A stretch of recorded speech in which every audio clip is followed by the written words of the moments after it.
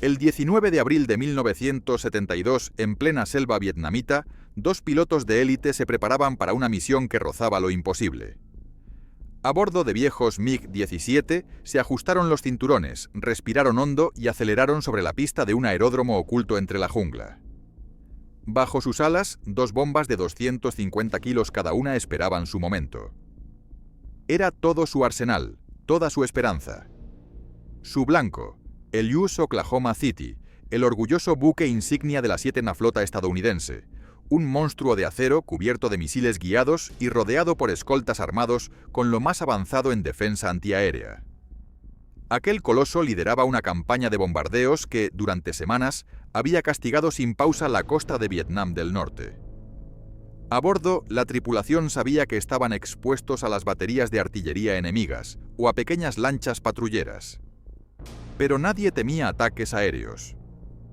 La Marina de los Estados Unidos no había sufrido el impacto de un avión enemigo desde la Segunda Guerra Mundial. Mientras tanto, el Golfo de Tonquín hervía bajo el sofocante calor tropical de aquel abril. En sus aguas, 4 buques de guerra norteamericanos avanzaban con precisión militar. Sus cascos metálicos brillaban al sol mientras mantenían posición frente a la costa norvietnamita. Día tras día, noche tras noche, los cañones de la 7ª Flota rugían sin descanso, lanzando fuego constante sobre tierra firme. Nadie dormía. Nadie bajaba la guardia. A la cabeza navegaba el USS Oklahoma City, un crucero de misiles guiados que había nacido como crucero ligero en la Segunda Guerra Mundial y renacido como un prodigio tecnológico. Llevaba 2 lanzadores de misiles Talos en la popa y 3 cañones de 6 pulgadas al frente, perfectos para arrasar posiciones costeras. Desde su centro de mando, los almirantes dirigían operaciones por todo el teatro de guerra. Era, literalmente, el cerebro electrónico del poder naval estadounidense en el sudeste asiático. Muy cerca, el USS Sterett, una fragata de misiles guiados clase Belknap, era una joya de la ingeniería militar. Su lanzador Mk-10 Terrier podía abatir aviones a distancias que 10 años antes habrían parecido imposibles. Su radar rastreaba el cielo sin pausa, mientras los sistemas de guía de misiles esperaban cualquier señal para disparar con precisión quirúrgica. Además, el Sterett contaba con equipos de guerra electrónica y defensa contra misiles antibuque, señales claras del nuevo rumbo que estaba tomando la guerra naval moderna. Flanqueando a los grandes buques se encontraban los destructores USS Lloyd Thomas y USS Higbee, ambos de la clase Gearing. Cada uno portaba 6 cañones de 5 pulgadas distribuidos en 3 torretas dobles, un armamento probado en incontables bombardeos. El Higbee había sido adaptado especialmente como barco de piquete de radar, equipado con sensores más potentes que ofrecían alerta temprana, complementando así los sistemas más complejos de los cruceros principales. El objetivo de los estadounidenses era claro: interrumpir las líneas de suministro que los norvietnamitas usaban para mover tropas y recursos hacia el sur, donde crecía la batalla en Quang Tri. Cada proyectil disparado tenía un propósito: cortar el flujo enemigo. Pero operar tan cerca del enemigo no era un juego. Los radares permanecían encendidos, los artilleros atentos, los cañones listos para responder. Sabían que estaban dentro del alcance de las baterías costeras, y los rumores de nuevas armas vietnamitas aumentaban la tensión en cada cubierta. A solo 15 kilómetros tierra adentro, los norvietnamitas observaban cada movimiento con potentes binoculares y radares soviéticos. Anotaban los patrones de los barcos, sus rutinas, sus debilidades aparentes. La desesperación en sus mandos se convirtió en creatividad militar. El bombardeo continuo de la flota estadounidense estaba destruyendo instalaciones, sembrando miedo entre los civiles y demostrando que las defensas costeras tradicionales eran inútiles contra la 7ª Flota. En los búnkeres subterráneos de la Fuerza Aérea Popular de Vietnam, los estrategas buscaban una forma de romper el mito de la invulnerabilidad estadounidense. Necesitaban algo radical, algo que obligara a los norteamericanos a respetar el espacio aéreo y las aguas de Vietnam del Norte. La idea llegó de manera inesperada: usar cazas MiG-17 contra los buques estadounidenses. Nadie lo había intentado antes. Era un cambio total de doctrina, una apuesta desesperada que rozaba lo imposible. El MiG-17, conocido por los soviéticos como Fresco, era un caza subsónico diseñado para el combate aéreo y ataques sobre tierra firme. Estaba armado con 2 cañones de 23 mm y uno de 37 mm, capaces de destrozar cualquier avión enemigo en combate cerrado. Podía alcanzar 1100 km por hora, y aunque era ágil en los enfrentamientos a corta distancia, nunca había sido pensado para atacar barcos. En comparación con los poderosos F-4 Phantom y F-105 Thunder Chief estadounidenses, el MiG-17 parecía un fósil volador, lento, limitado y tecnológicamente atrasado. Pero tenía una ventaja enorme: era prescindible.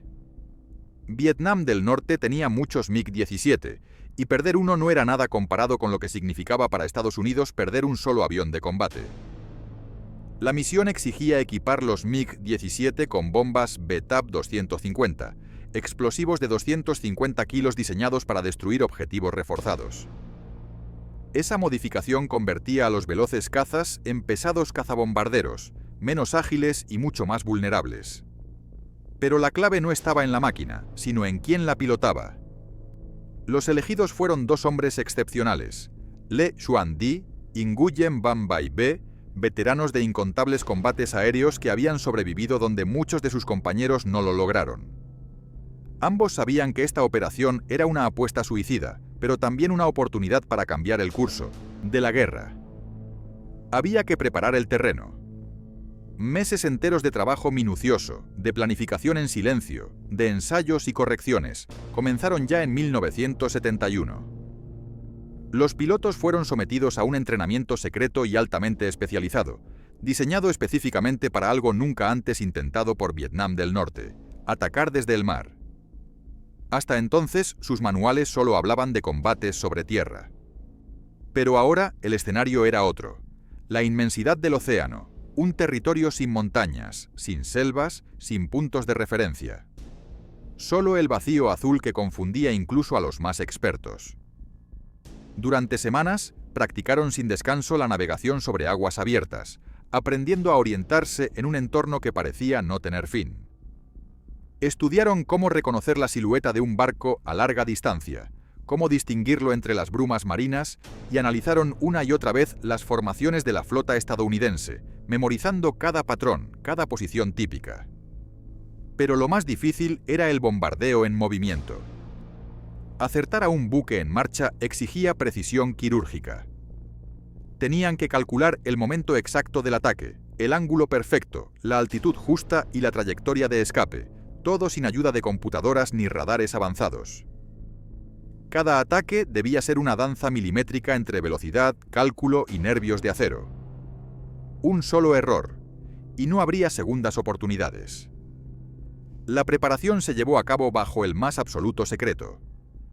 Los pilotos eran trasladados en silencio a zonas remotas, donde podían practicar sin que los aviones espía estadounidenses los detectaran. El centro de operaciones de todo aquel plan era el aeródromo de Gat, escondido entre la vegetación de la provincia de Quang Binh. Aquella base era poco más que una pista de tierra rudimentaria, con algunos refugios camuflados que se confundían con el paisaje. Aún así, su anonimato era su mayor defensa. Ningún vuelo de reconocimiento estadounidense había descubierto su existencia. Por eso Gat era el punto perfecto para lanzar un ataque sorpresa. El Mando de Defensa Aérea y Fuerza Aérea coordinó una compleja red de inteligencia para hacer posible la misión.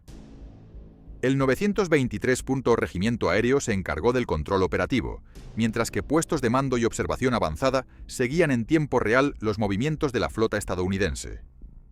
El papel clave lo jugaba la estación de radar antibuque 403, situada en el estuario de Nhat Le, que utilizaba tecnología soviética capaz de detectar buques enemigos más allá del horizonte visual. El 18 de abril comenzó la fase final. Los 2 MiG-17 emprendieron su viaje encubierto, despegando desde Kep, cruzando por Gia Lam y Binh hasta llegar finalmente a Gat. Todo se cronometró al segundo para evadir los vuelos de reconocimiento enemigos y se ejecutó con la precisión de una operación especial. Durante horas, los pilotos esperaron en aquella base improvisada, atentos a las transmisiones de radio y a los informes del radar. observaron cómo los barcos estadounidenses seguían sus rutinas de bombardeo al pie de la letra. Esos patrones, tan predecibles, pronto se convertirían en su debilidad mortal. La defensa aérea no formaba parte del plan, era todo o nada. Finalmente, el momento llegó el 19 de abril.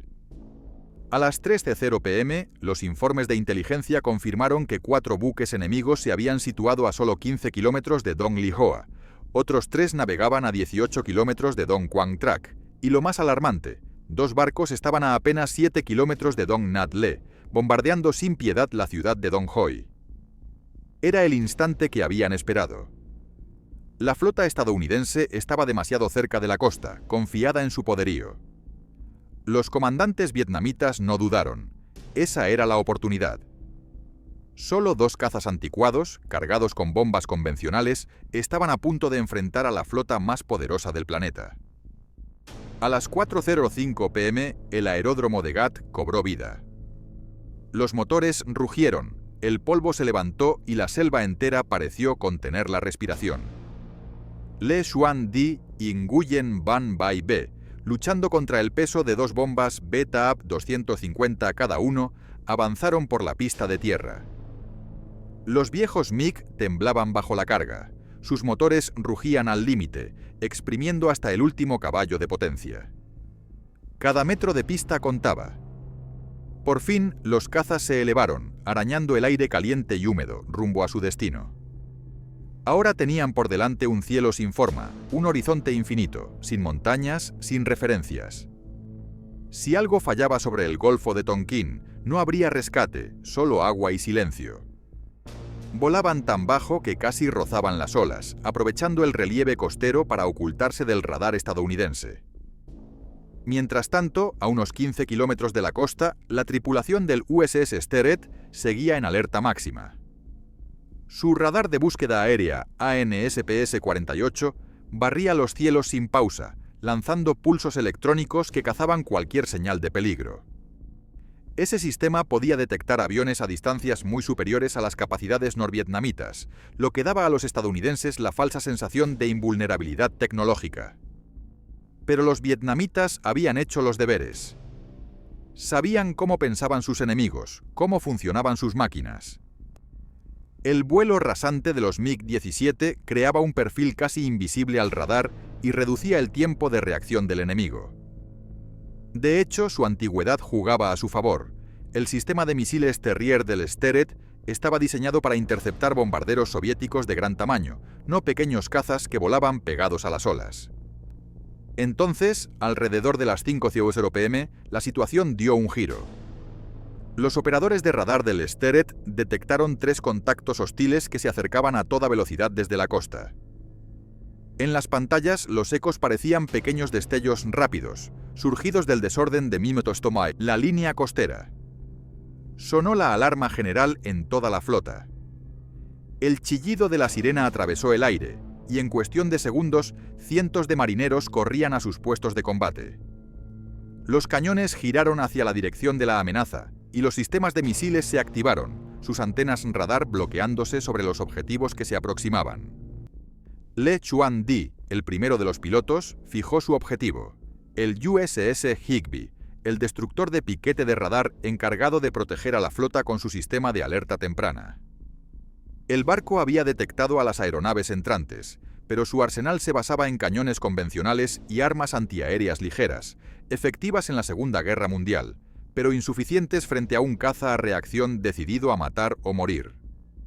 Di contaría después que había divisado los buques estadounidenses a unos 10 o 12 kilómetros de distancia, apareciendo ante él como sombras negras sobre el mar luminoso.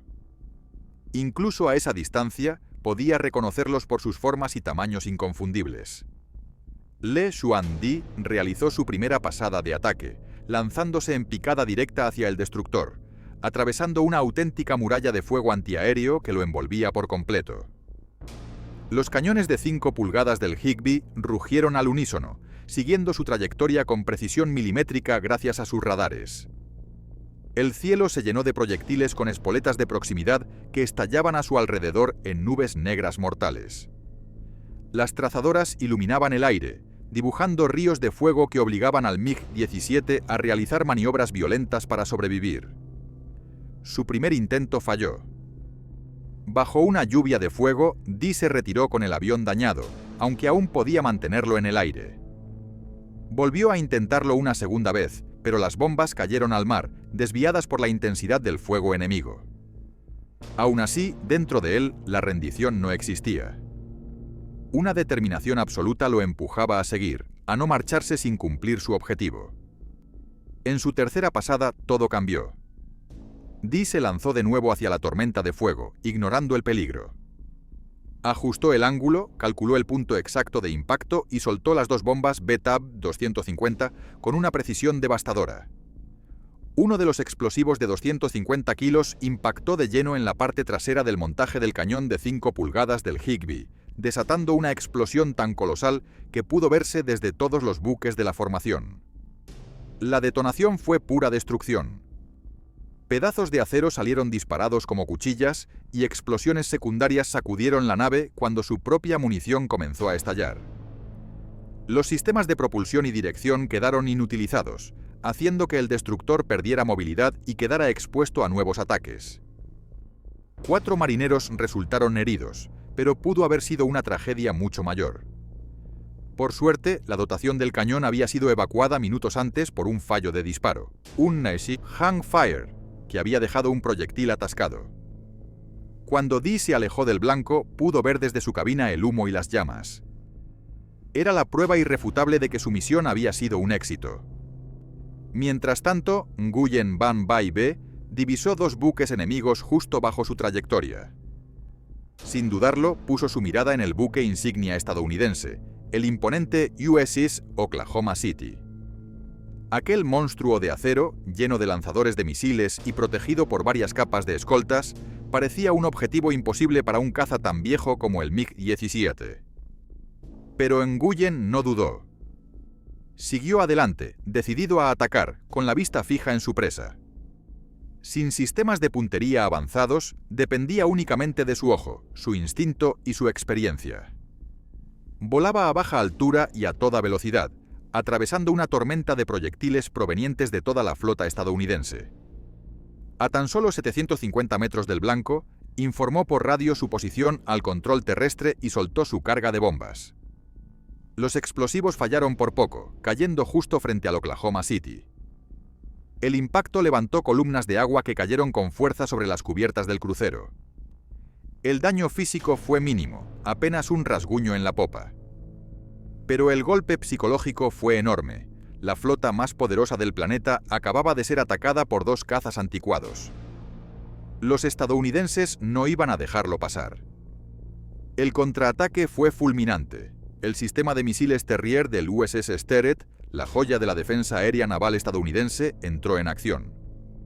Capaz de rastrear y atacar múltiples objetivos a la vez, guiado por radar, el sistema se activó contra los cazas que intentaban retirarse.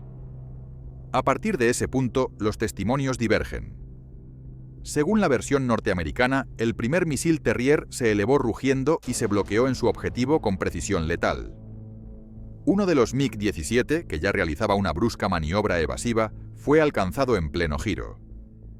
El misil cerró la distancia en segundos y explotó en un destello cegador. Un segundo misil salió inmediatamente después, y su trayectoria convergió con otro MiG, que desapareció del radar justo al instante del impacto. Para la tripulación del Sterett fue claro: 2 impactos directos, sin restos ni paracaídas, solo el vacío repentino donde antes había un punto en movimiento. O al menos eso afirmaban los estadounidenses. Sin embargo, la versión norvietnamita contaba otra historia completamente distinta. Según ellos, la misión fue un éxito total. Desde sus cabinas, los pilotos vieron con claridad cómo sus bombas alcanzaban los blancos. 2 destructores impactados, uno envuelto en humo y otro sacudido por una explosión en la popa. Las trazadoras subían hacia ellos, pero ya era demasiado tarde. Luego, los misiles Terrier fueron lanzados, persiguiéndolos a toda velocidad.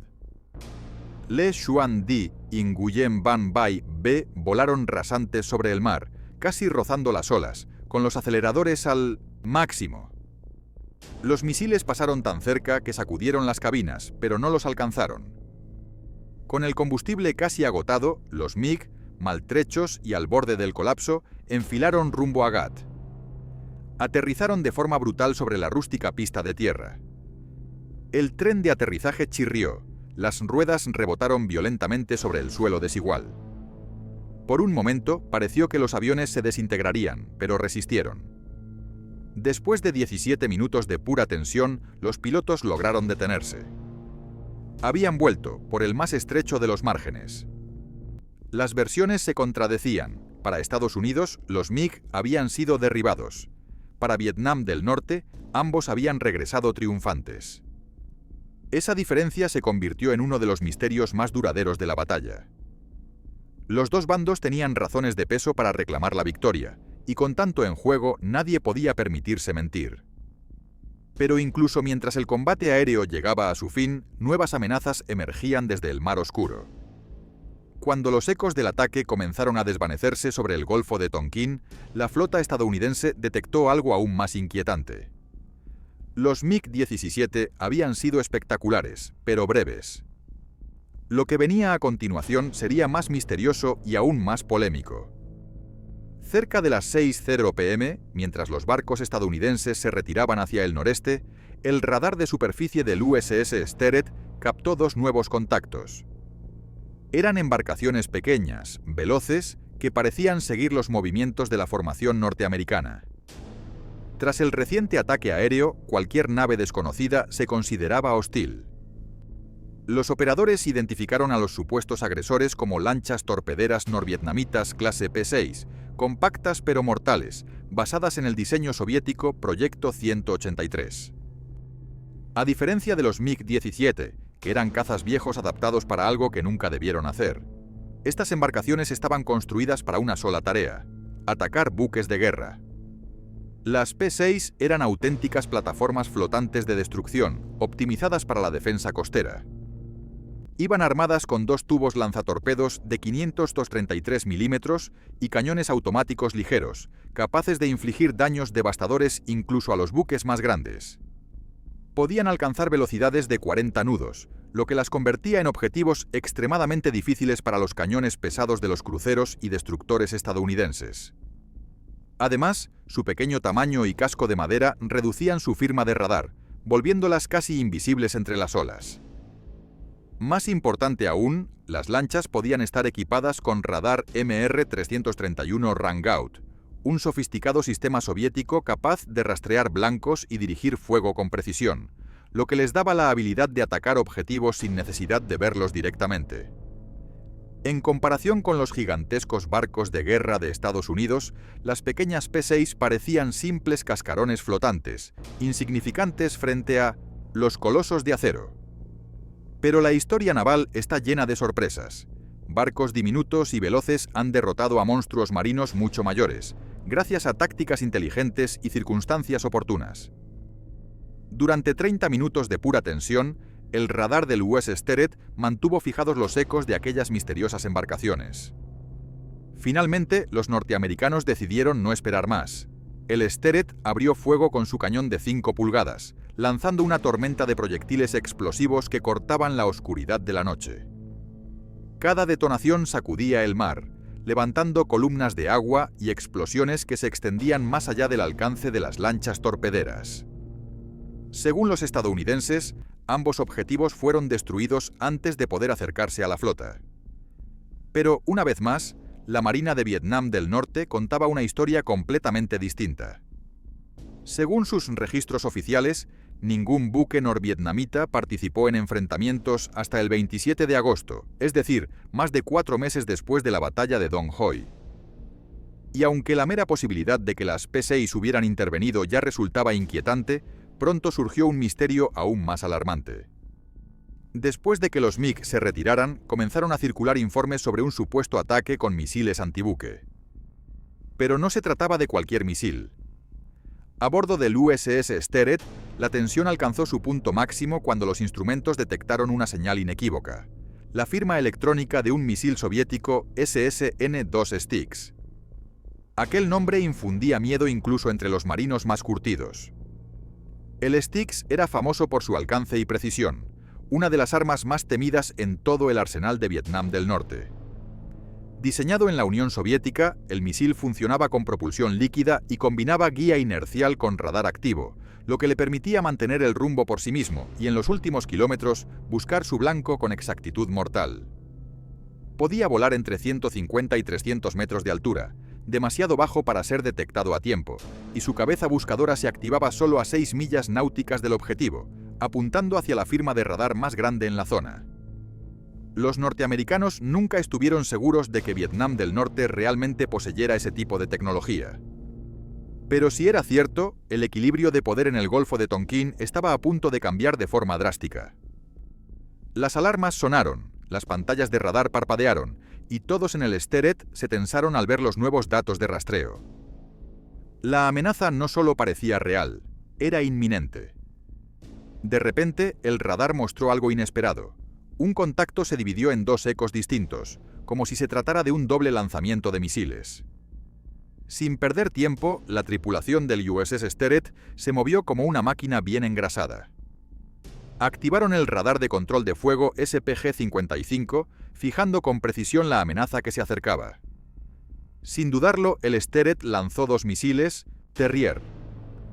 Los propulsores rugieron mientras los proyectiles ascendían como relámpagos en dirección a los objetivos detectados, guiados por rayos de radar tan exactos que apenas dejaban margen de error. A 7.400 yardas, el primer misil explotó con una fuerte detonación y el blanco enemigo desapareció del radar. Su señal se cortó en seco. El segundo misil mantuvo el seguimiento hasta asegurarse de que la amenaza había sido completamente eliminada. La tripulación celebró. Habían logrado interceptar y destruir el supuesto misil enemigo antes de que alcanzara la flota. Pero había un problema. Un enorme vacío en esa versión de los hechos.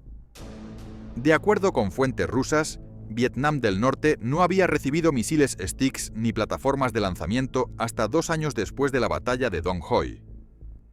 Los soviéticos fueron tajantes. Jamás entregaron misiles antibuque a los vietnamitas antes de 1974. Eso significaba que algo no cuadraba. Aún así, algo había activado los sistemas del Steret. Una explicación posible era que el radar del barco había detectado varios ecos en la superficie, y al ver cómo uno de ellos parecía dividirse en dos, el sistema interpretó erróneamente aquello como un lanzamiento de misiles. Al mismo tiempo, los equipos de guerra electrónica, ECM, recogieron señales parecidas a las del Styx, aunque esas interferencias podían provenir de muchas otras fuentes. En conjunto, los datos del radar y las señales electrónicas pudieron haber generado una falsa alarma, haciendo creer a la tripulación que se enfrentaban a un ataque real, cuando en realidad todo era una ilusión técnica. Pero había más. La geografía de Dong Hoi no ayudaba. La bahía, rodeada de colinas elevadas, provocaba ecos falsos de radar. El sistema de iluminación de misiles del Steret, diseñado para operar en mar abierto, no funcionaba bien tan cerca de tierra firme, lo que producía lecturas erróneas. A esto se sumaban las condiciones atmosféricas, que complicaban todavía más la situación. El calor y la humedad del aire creaban conductos que curvaban las ondas de radar, extendiendo su alcance de forma anómala, un fenómeno conocido como propagación anómala, muy común en regiones tropicales. Esto podía hacer que objetos lejanos y estacionarios aparecieran como amenazas cercanas y de movimiento rápido. En otras palabras, el radar podía transformar una simple lectura inofensiva en la ilusión de un ataque inminente. Las reflexiones de los pulsos de radar creaban el efecto de múltiples ecos fantasma, haciendo que un solo blanco pareciera convertirse en varios. Las contramedidas electrónicas del Steret tampoco ayudaban mucho. Eran rudimentarias, sistemas ECM que exigían interpretación manual y que no contaban con bases de datos modernas sobre amenazas reales. Así, un simple error humano podía ser fatal. Por ejemplo, si una lancha torpedera norvietnamita cambiaba su radar Rangout del modo de búsqueda al de seguimiento, el cambio electrónico generado podía confundirse fácilmente con el lanzamiento de un misil por parte de operadores sin experiencia. Otra teoría plantea una versión aún más curiosa, que las propias lanchas torpederas, al detectar el radar de misiles del Steret, creyeron que estaban bajo ataque. En respuesta, apagaron sus radares y desaparecieron de las pantallas, haciendo creer a los estadounidenses que sus misiles habían impactado. Así nació la ilusión de una interceptación exitosa, cuando en realidad todo pudo haber sido un malentendido tecnológico. Estos factores combinados, geográficos, atmosféricos y técnicos, generaron una imagen de radar caótica, casi imposible de interpretar. El panorama era un laberinto de señales cruzadas, ecos falsos y datos incompletos. Y en medio de esa confusión, la tripulación del Sterret se vio obligada a tomar decisiones en fracciones de segundo, bajo una presión inmensa y sin tener claridad de lo que realmente estaba ocurriendo. Pocas horas después de la batalla de Dong Hoi, el cielo sobre Vietnam del Norte volvió a encenderse. Las aeronaves estadounidenses lanzaron una ola de ataques de represalia contra los aeródromos enemigos. El aeropuerto de Dong Hoi, el más cercano a la ruta de vuelo de los MiG que habían atacado la flota, fue el primero en ser arrasado por las bombas. No pasó mucho tiempo antes de que, el 20 de abril, los bombarderos estadounidenses pusieran su mira sobre el aeropuerto de Vinh, intentando eliminar cualquier MiG-17 sobreviviente. Pero la represalia más intensa llegaría 2 días después. El 22 de abril, la inteligencia estadounidense localizó finalmente el aeródromo secreto de Gat, el mismo desde donde había partido el ataque. La respuesta fue inmediata. 33 aviones participaron en una operación masiva cuyo objetivo era borrar la base del mapa. Sin embargo, el resultado fue menos devastador de lo esperado. Solo un MiG-17 resultó dañado, y las demás aeronaves lograron evacuar a tiempo hacia el aeropuerto de Gia Lam, evitando su destrucción. La batalla de Dong Hoi no cambió el rumbo de la guerra, pero sacudió las estrategias de ambos bandos. Para la Marina de los Estados Unidos, el ataque demostró lo vulnerables que podían ser incluso los buques más poderosos cuando operaban demasiado cerca de costas enemigas, y peor aún, cuando subestimaban a un adversario armado con tecnología antigua pero bien usada. Aunque es difícil atribuir cambios doctrinales concretos directamente a este enfrentamiento, sus efectos fueron inmediatos. Las formaciones navales se hicieron más cerradas, los niveles de alerta aumentaron y la defensa aérea por capas se convirtió en una prioridad absoluta. Pero quizás el cambio más notable fue el fin de los bombardeos navales diurnos en la zona. Desde ese momento, la 7ª Flota solo atacaría bajo la cobertura de la oscuridad, un cambio táctico directo, nacido de aquel día. Para los norvietnamitas, en cambio, Dong Hoi fue un experimento que salió bien. No tenían los medios ni la capacidad para repetir una operación de ese tipo de forma constante, pero la misión demostró algo vital, que con recursos limitados, ingenio y audacia, podían golpear a un enemigo mucho más fuerte y hacerlo tambalear. La batalla se convirtió en un ejemplo inspirador, una especie de manual improvisado sobre cómo convertir lo imposible en posible. Porque aquel día, 2 pilotos, 2 viejos MiG y una planificación meticulosa lograron desafiar al poder naval más grande del planeta, y dejarlo, al menos por un instante, sin palabras.